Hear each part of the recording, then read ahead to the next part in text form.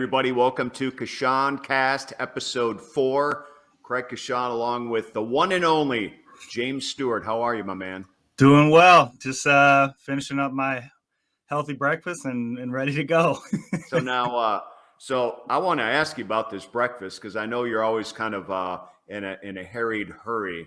Now, last week before we started episode 3, we're getting ready to go, and you pull this bowl out, and I'm like, is that some kind of concoction of a cereal there? What was that?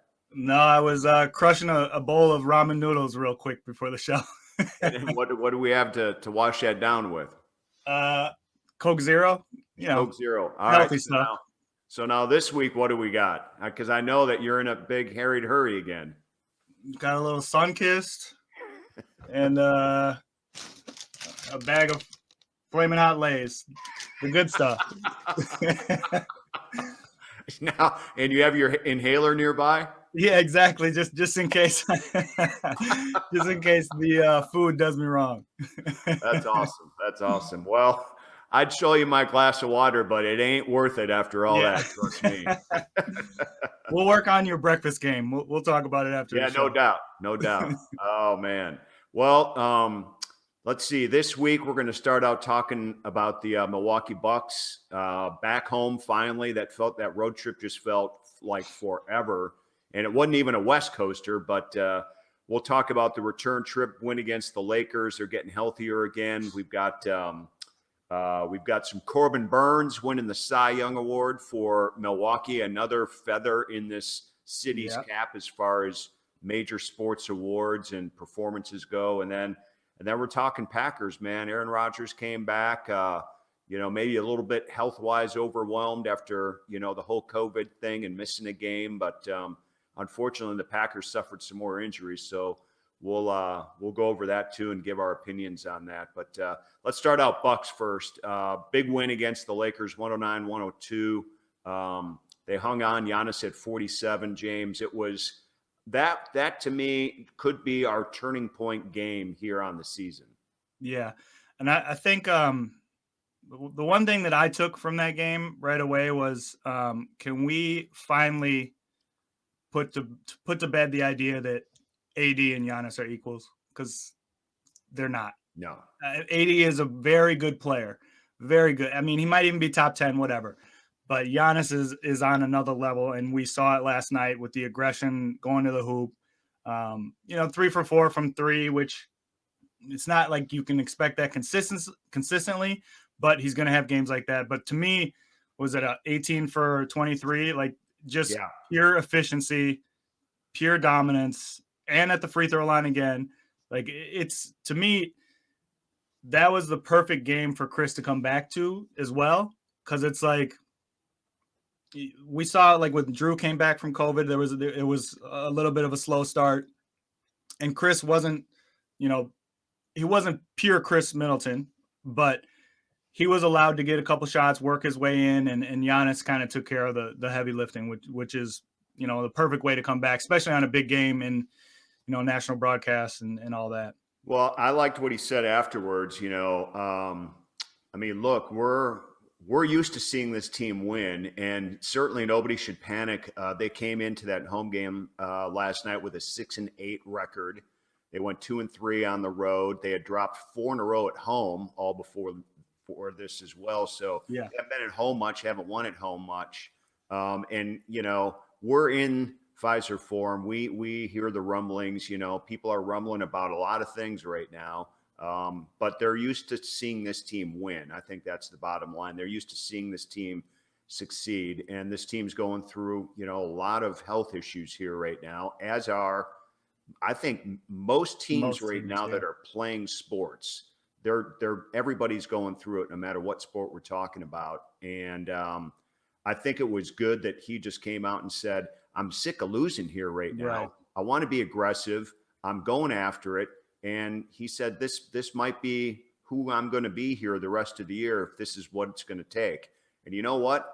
This is what it's like to be in your prime. This is what it's like to be 26 or 27 years old. He's got a birthday coming up pretty quick here. He's going to be 27.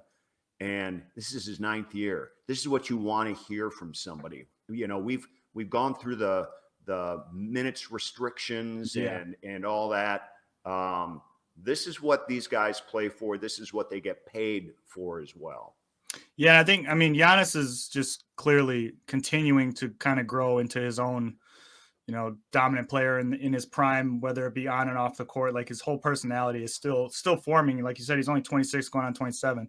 But one of the things I saw that I kind of didn't even realize, it's like, I know that Drew and Chris had missed a lot of games, but this is the third game with Drew, Chris, and Giannis together, and they're 3-0 in those games. But it almost didn't like compute, because like you said, everyone's been going through so much injury and whatnot. But yeah, this being only their third game is kind of, like, blew my mind and caught me off guard. Out of 15, they played 15 total games. And if you add Lopez in there, then they're 1-0 in games where all four of them have played. You know what I mean? Yeah. So it's like, I think everyone is really got to take all that into account, because it's not just injuries. Like, we've got guys that miss a game or two games for, a tight hamstring or whatever. You've got that, and then you add on the fact that anytime someone ends up in the protocol, that's 10 days. Like, there's just a lot going on right now, and you hope that as these guys kind of go through these things and lose players to the protocol, that they themselves tighten up their circle and take care of, what they need to take care of in that aspect, as well as taking care of their health and body. Well, and, with Middleton coming back too, as you alluded to, it took him a little while to get going. I think that was predictable last night. Yeah. He had 4 made free throws with just under a minute to go in the third quarter, and that was it. He was like 0 for 4, 0 for 5 from the field. But then all of a sudden he becomes Chris Middleton, and Chris Middleton is a streaky shooter. And it's also at a point of the game where we're getting late in the second half, and guess who shows up? The guy you can count on.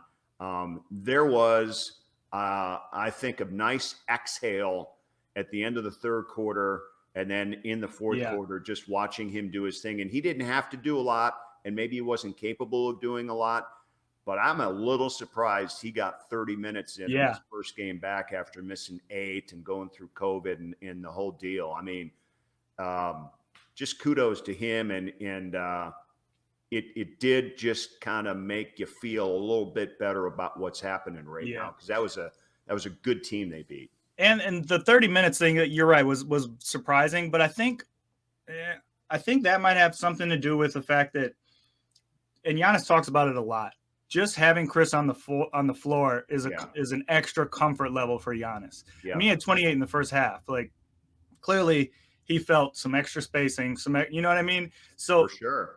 And they've been together for so long that even just having him on the floor is a bonus for Giannis. He trusts him. He knows he's going to make the right play, and their pick and roll that they do is a go-to for them. So you think that, like, as he kind of progresses, getting back and getting his shot, and we'll hopefully see that fourth quarter Chris earlier in the game. But that's anyone who isn't a follower of the Bucks in the way that we are looks at Chris Middleton differently. Like, we look at him and we expect that. Like, we know quarters 1 through 3, he might be streaky, but he always seems to show up in the fourth quarter. Always. And the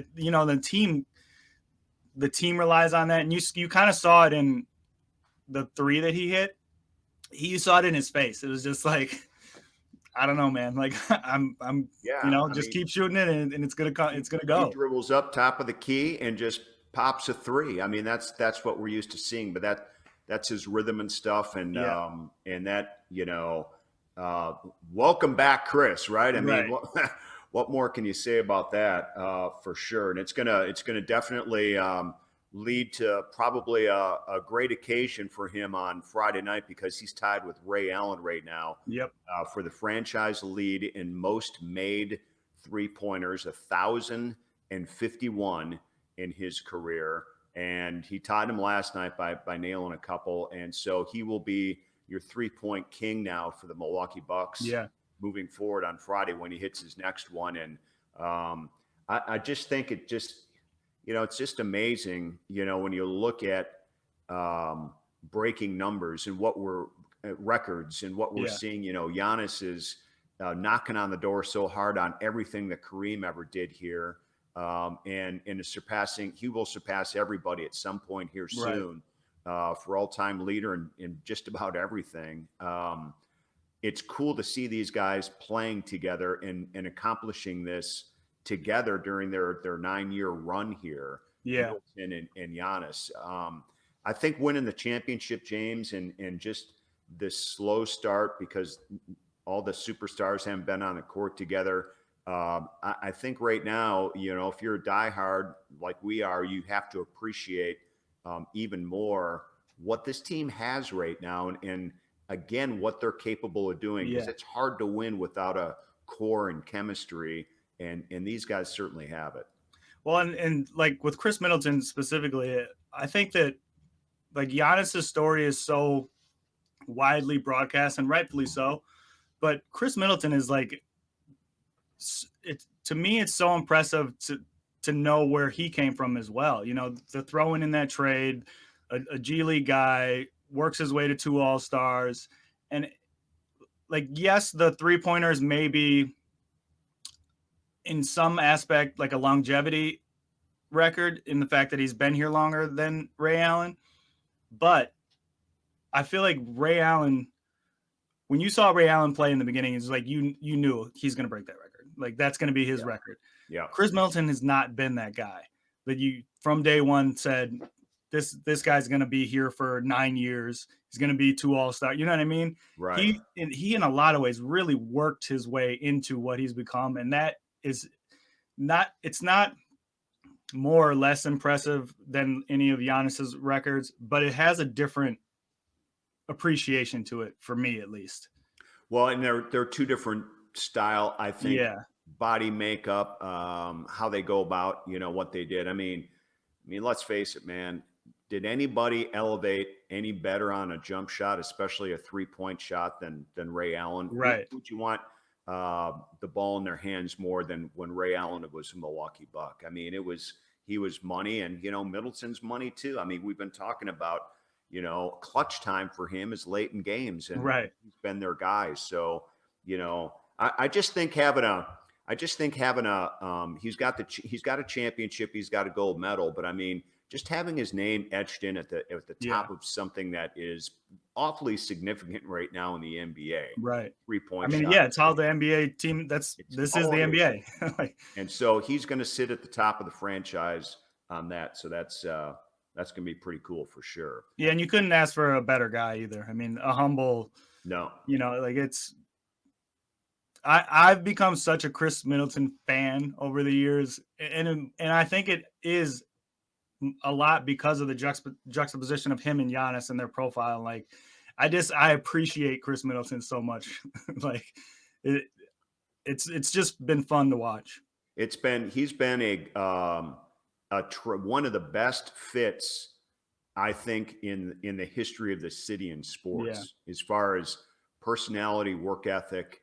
Humble,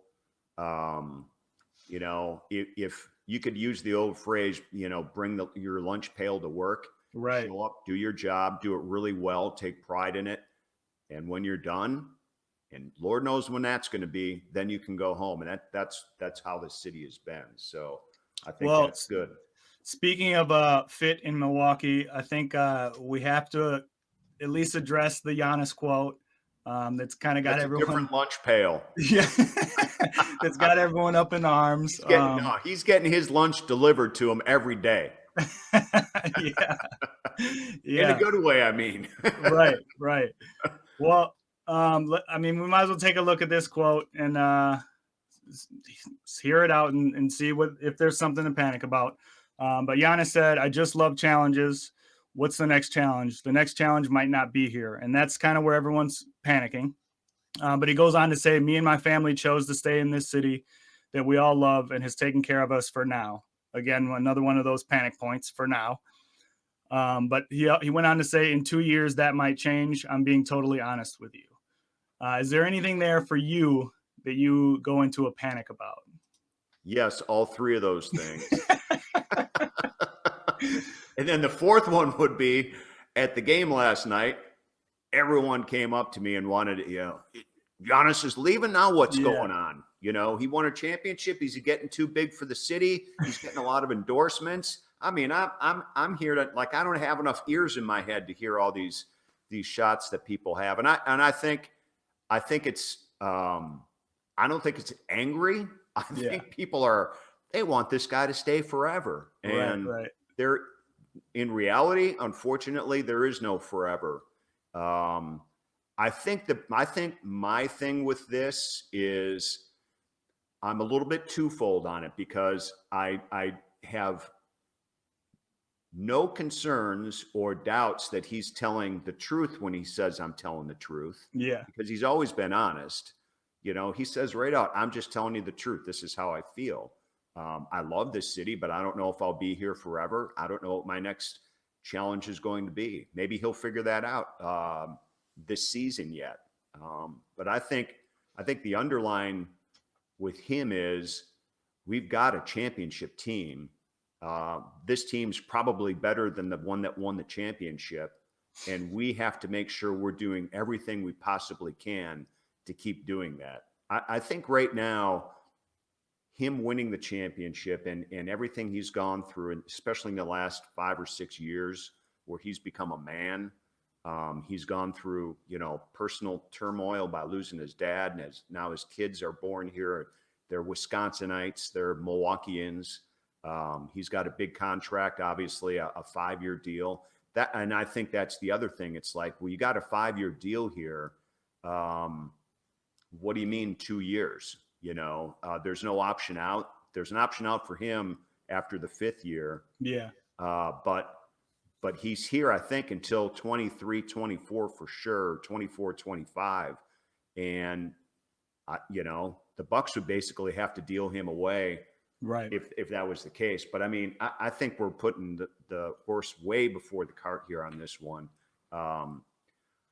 I don't know. I'm just a little, I think I'm, I'm playing fan here with everybody else. I hear the concerns. I hear, but this is how people, this is everybody. This is how it goes. So I'm not overly concerned at all about it, because I watched that game last night and he wanted to win from the opening tip until that final horn blew at the end of the game. He wanted that game badly, and he put on a hell of a show, man. Well, to me, there's a couple things. The first being, I'm not too. I feel like you're right. He has the Supermax contract, so that's one thing. But from everything that we've heard from Giannis, every time he speaks, he has a tendency to be a little too honest in some situations. But he also, just in the way that he has shown us that he thinks, he doesn't close any doors either. So to say, like, even when he signed, to say, like, I'm going to be here for 5 years. Yeah, that's the plan, but you don't know what's going to happen. There could be the league could change, the trades could happen. 2 years from now is a long time. A lot can happen. If they repeat or don't make the playoffs, all those things play into wanting to be here. But as far as his commitment, I'm not worried about his commitment, because one, I think he's committed to the game, and two, I think he is committed to the city. Otherwise, like he said, there was better opportunities to win in other places. So he stayed here because he wanted to be here. And I think it's just the way that he talks. It's just the way that he thinks. He doesn't close any doors. So that's why I think there's no reason to panic or worry. Of course, the national media is going to take it and run with it. And you're going to see video after video of Giannis wants out. But until he says the words, I want out, I'm not going to worry about it. Yeah, no, I mean, it's great points. I mean, he is committed, and there's nothing that says he's not committed. Right. And he is probably a little too honest. And, I think his honesty takes him to a point where sometimes he he tries to over predict what's going to happen. Right. And that's okay. I mean, I'd rather have him do that than, be a falsifier on record. I mean, we've gone through that. I mean, a lot of sports teams do and stuff, and we've gone through it with some of our teams here and whatnot. But and the world is being thrown at him right now. Like the GQ thing, just coming off a championship. There's so much.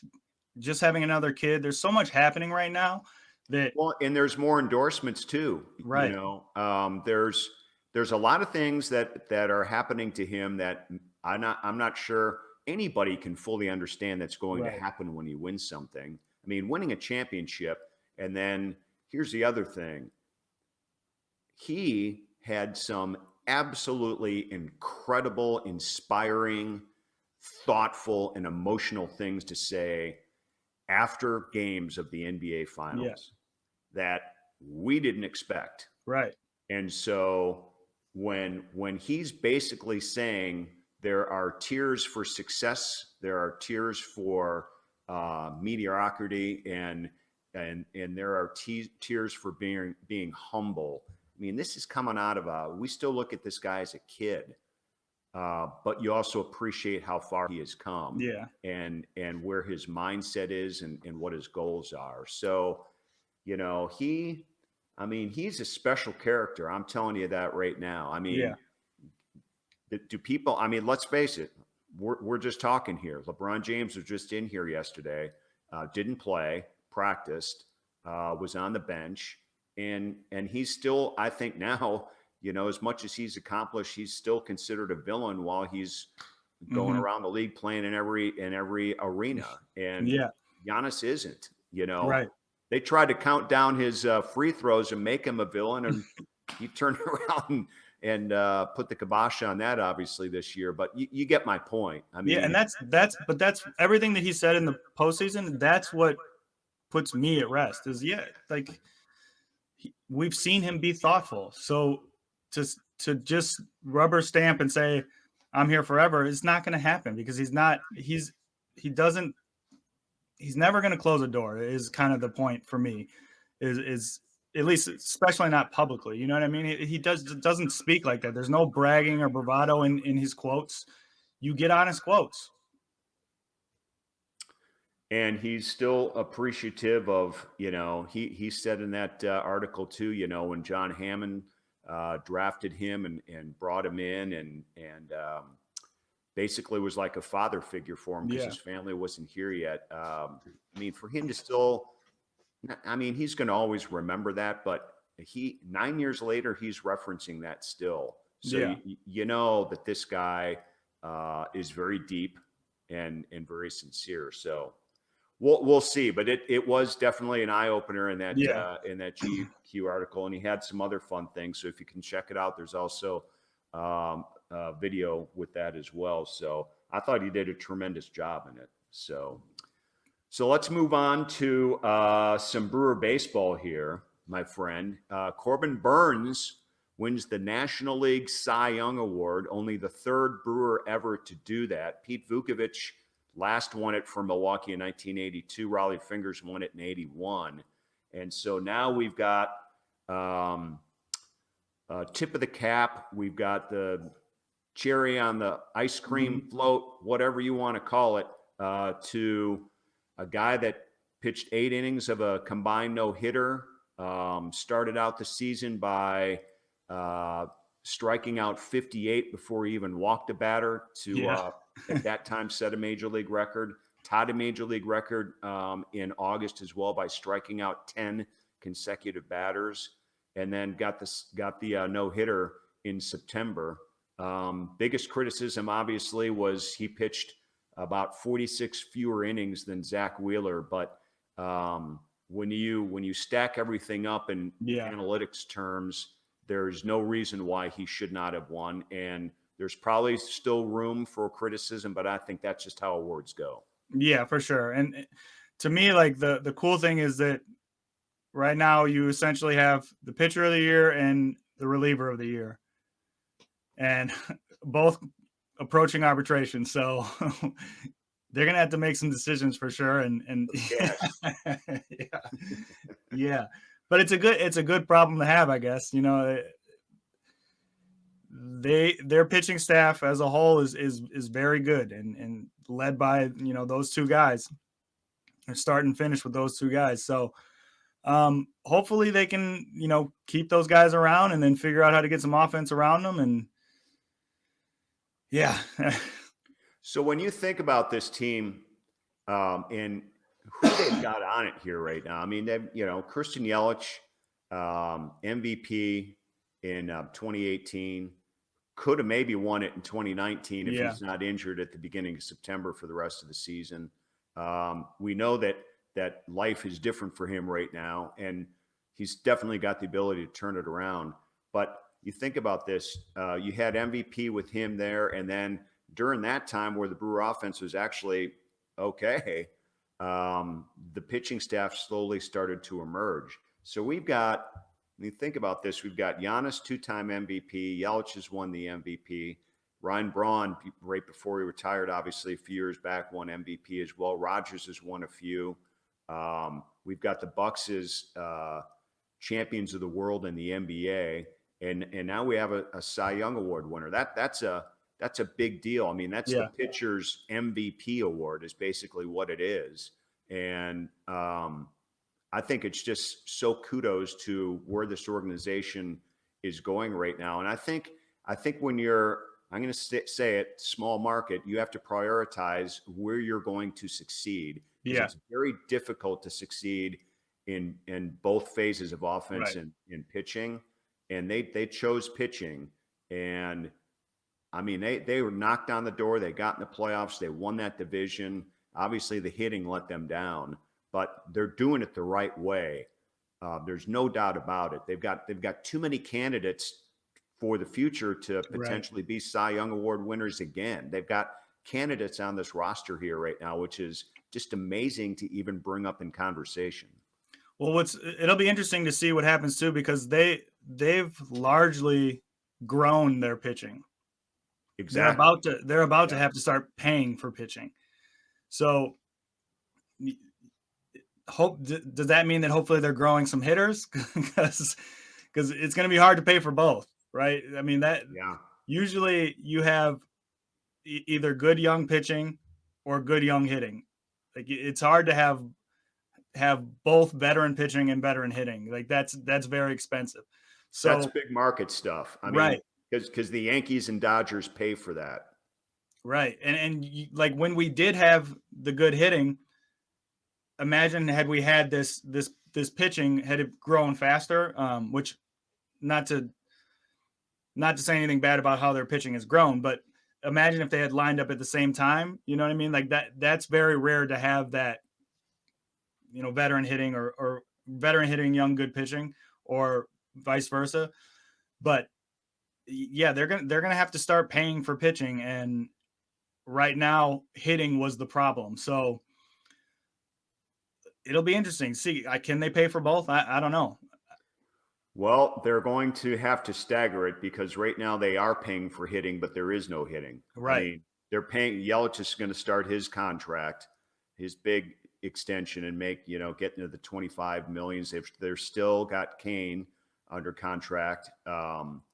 They've got Jackie Bradley Jr. back as well. So, I mean, that's an incredibly expensive outfield. And their best outfielder, the guy that was the biggest run producer and home run hitter, they couldn't afford to keep. Right. So Avi Garcia walks, and now he's going to obviously move on and get a deservedly so a big contract and stuff. Sure. But it is kind of interesting.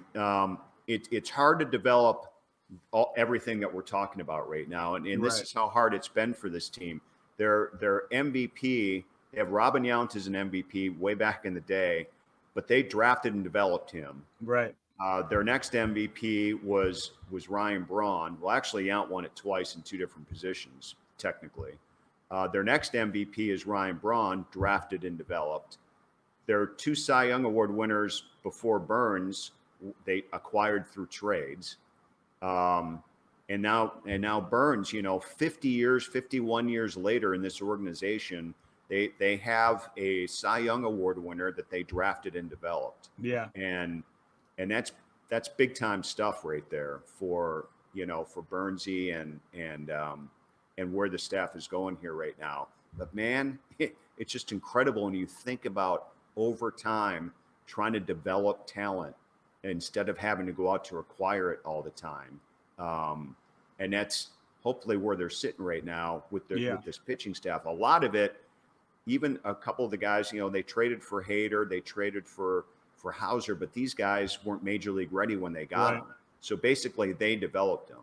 I mean, even Yelich to a degree wasn't, when they traded for him, no one would have picked him out of those three outfielders in Miami to be the one. Yeah. So even he, to a degree, developed. But I guess he would fall into that not having to pay for hitting yet. But now, after the MVP. Yeah, and that's a good point, because he's been around here 18, 19, 20, 21 for 4 years, and they really hasn't cost them much at all.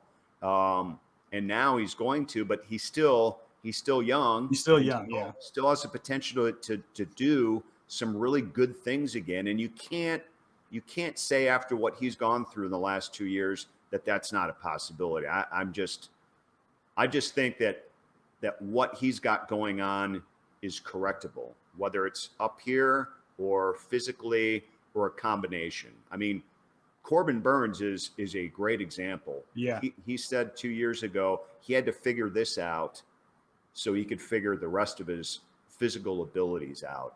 And it's hard for people to do that. And not everybody can do it, but it's possible. And didn't he have like a 9 ERA 2 years ago? Yeah, it was 9 like plus? eight or something like that, 2 years ago. I mean, I tweeted out, in my congratulations to him. It's especially because of where he's come the last 2 years.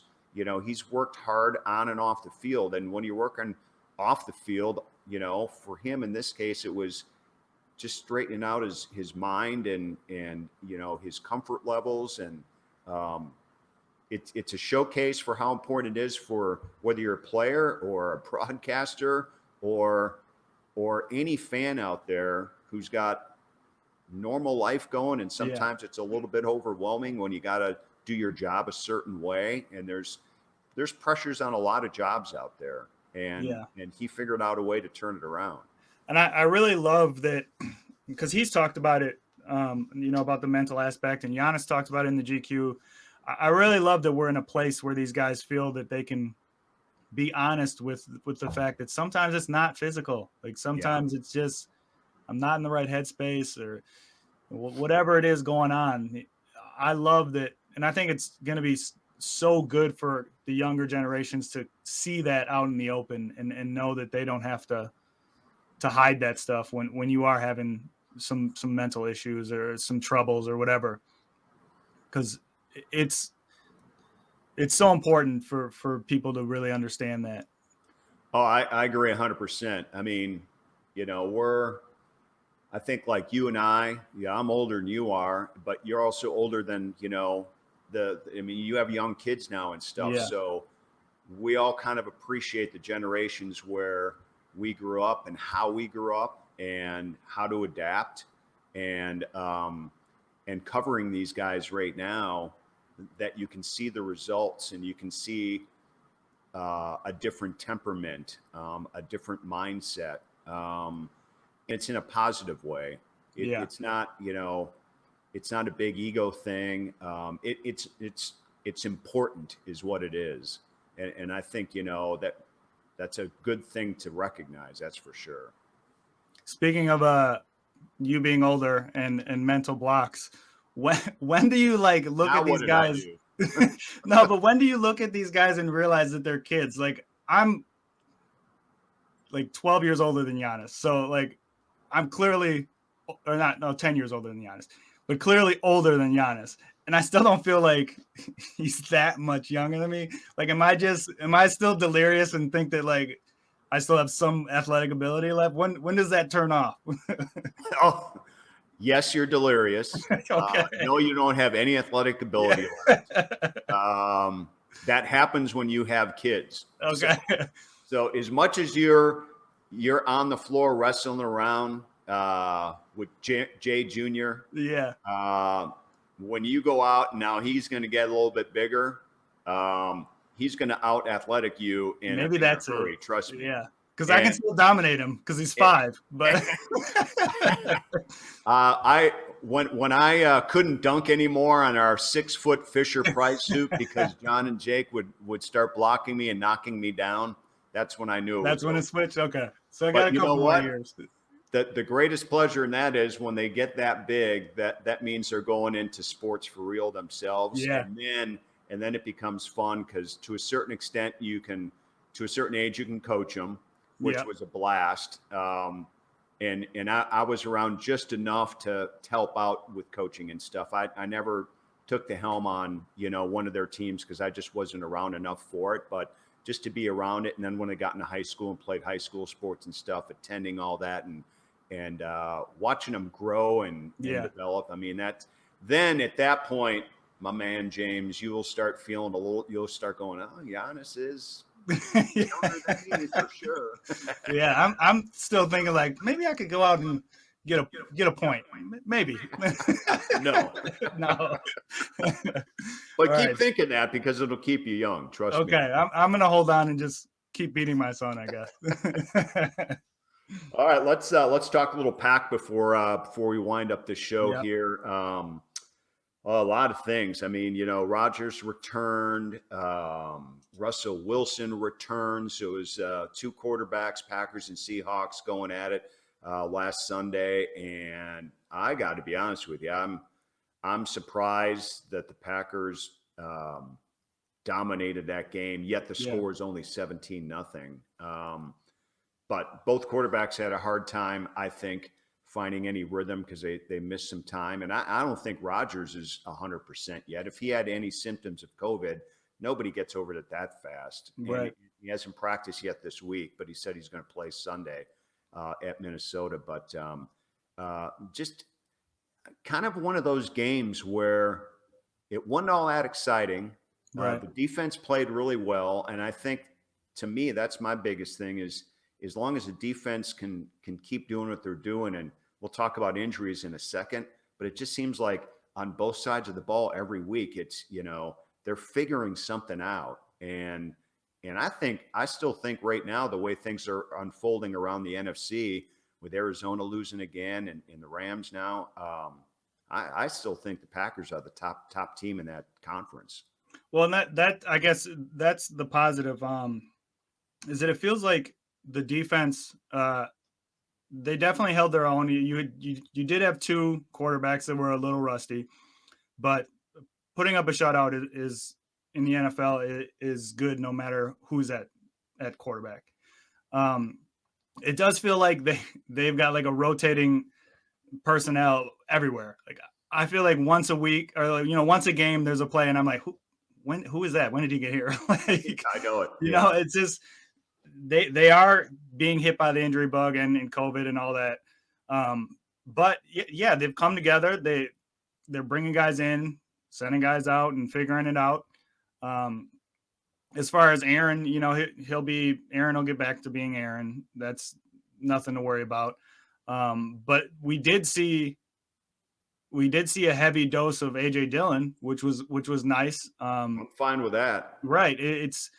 We've kind of all marveled at his size and how thick and strong he is, but we haven't really seen him be showcased too much. We saw him in the passing game, which was a surprise. Yeah. Usually a guy that size isn't, a great receiver, but that game for me told me, yes, like Aaron Jones went out. We want Aaron Jones back, but AJ Dillon should be able to handle the workload until he gets back for sure. They are 2 different backs, but Dillon's faster than I thought. Oh, he can move. I mean, let's face it. It's speed is one thing, but vision is another. Yeah. And I think, I mean, we don't cover the Packers per se, but you can almost tell just watching them as a receiver. And they threw a lot of screens too in that game the other day. And he's got big soft hands, and man, as long as you've got big soft hands, and you got good vision, he's just a smart player. I think he anticipates when contact is coming and stuff. So, I mean, I was impressed with him, his first year, and then you just wonder, how long it's going to take before these guys are going to be in full rotation. And unfortunately, sometimes it's through injury. Yeah. And, when Jones went out, obviously Dillon got a big opportunity. Yeah. And he's going to get probably at least one game, if not 2 games. I mean, they've got 2 games before the bye. Right. And if they play Jones smart and get through that Minnesota game, to me, it's like, why push that? Right. Let him get through the bye. And then you're talking about the second weekend of December before he'd have to come back. And he should be in much better shape with this MCL sprain. It was going to take a week or 2 to get through. So, and we're also at the time, James, too, Dillon can play a little bit more. Yeah. I mean, we're more than halfway through the season here right now, and you can ride that guy, and I think they'll be okay for sure. Well, and they have they're comfortable in the division right now too, so they should be good with that. But we also saw MVS come back, which I think we missed out on Odell Beckham Jr. obviously, but you are still getting a weapon back, and you're getting a speed weapon back, and it looks so far that he's kind of shored up his hands, which I guess was the kind of the big concern with him. So the offense should be good to go. I'm excited to have MVS back because I feel like that has a speed option opposite of Devontae. Because Lazard is big, but he's not necessarily going to go deep on you. You know what I mean? Yeah, and I also think not landing Odell Beckham Jr. I mean, I think this team was not all that disappointed. No, I mean, it would have been a luxury. It would be a tremendous luxury, and they'd almost have to find a fit for him just based on, okay, they did get healthier. They're back to 100% now, receiver and stuff. And you want that right now too, because you're a little bit thin at tight end on an every down basis with that. They did lose Mercedes Lewis though, for the year, torn bicep, another player gone for the year, another blow to a defense that somehow is, I think, every week becoming more impressive. But how many guys can you lose and still make progress? Right. And it's I guess we're going to have to wait and see, but whatever they're doing, whatever their scheme is working. I don't know if it's maybe it's just that they're gelling, and hopefully it starts to feel like kind of that Super Bowl run where their defense was just, they were playing out of their mind. And that's kind of what you always hope for, obviously. And with this kind of rotating guys coming in and out and injuries but the play level staying up, hopefully that's what we're looking at. Yeah. And there's, David Bakhtiari has not played yet. He's going to be back soon. I mean, I think that's probably the big mystery question right now is exactly when do they feel comfortable giving him the green light to come back? Yeah.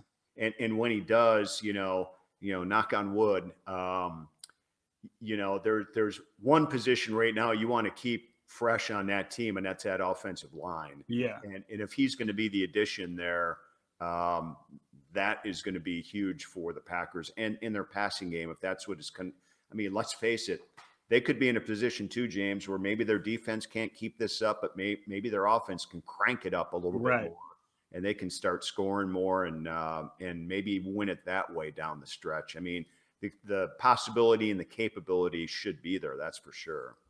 Definitely. Yeah. I mean, it's going to be a good rest of the season, I hope. I mean, if they can take care of business before the bye, they're setting themselves up to kind of get healthy, let guys take their time coming back and roll into the playoffs.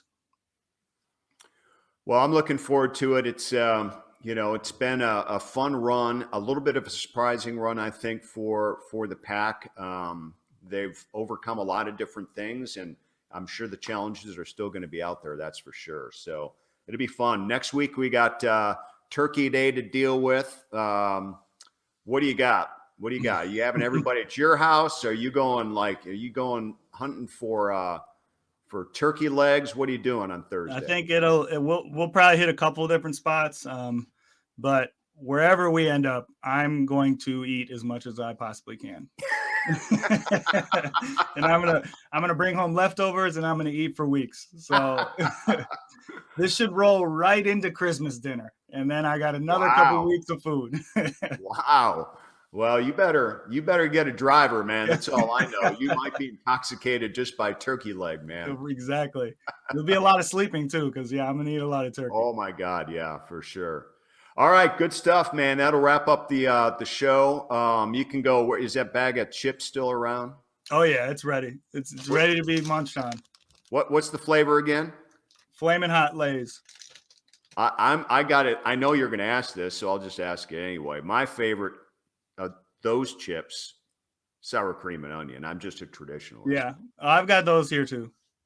All right, I'm coming over here. I've got a chip problem, if you haven't realized. All right, good breakfast, man. Good talk. We'll catch up next week. Thanks for listening and watching, everybody. And that's going to do it for Coshun Cast. For James Stewart, I'm Craig Coshun.